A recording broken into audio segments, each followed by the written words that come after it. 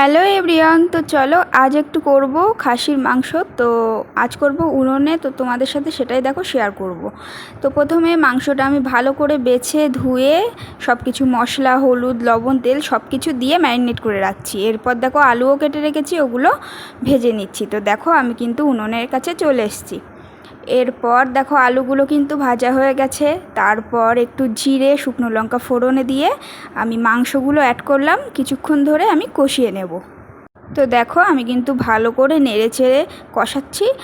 আর আজ এতটা মাংস কারণ আজ আমার মা, বাবা, দাদা আর কয়েকজন আসবে। তো দেখো আমি কিন্তু কষিয়ে এরপর আমি আলুগুলোও অ্যাড করলাম। তো এই দুটো দিয়ে ভালো করে আমি কিছুক্ষণ নেড়ে চেড়ে কষিয়ে দেখো দুদিন খুব বৃষ্টির পরে আজ কিন্তু প্রচণ্ড রোদ দিয়েছে। তো আমার খুব গরমও লাগছিল, কিন্তু আমি উনুনে দেখোই কম বেশি আমি রান্না করি না। তো আজ অনেক দিন পর রান্না করলাম।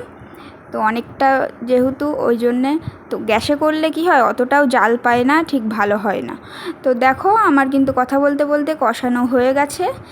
এরপর আমি এটা আলুগুলো আলাদা করে একটা ছোট প্রেশার কুকারে আলুগুলো আমি 3টে মতন সিটি দেব।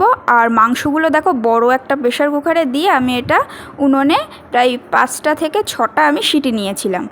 তো আর ওইটা আমি গ্যাসেই বসিয়ে এসেছিলাম। তো দেখো আলুটা হয়ে গেছে।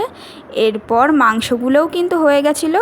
তারপর আমি নামিয়ে আবারও কিন্তু আমি কড়াইতে বসিয়ে দিয়েছি। আর এদিকে দেখো মা কিন্তু সব কিছুই গুছিয়ে দিচ্ছিল। তো গরম মশলা দিয়ে আমি এটাকে নামিয়ে নিয়েছি। তো জানিও কেমন হয়েছে মাংস রান্নাটা। আর এখানে অনেকটাই মাংস ছিল। তো দেখো কেমন হয়েছে। আর আজকের ভিডিওটা এই পর্যন্তই রাখছি। তো ভালো লাগলে সবাই লাইক, কমেন্ট, শেয়ার করে দিও। টাটা।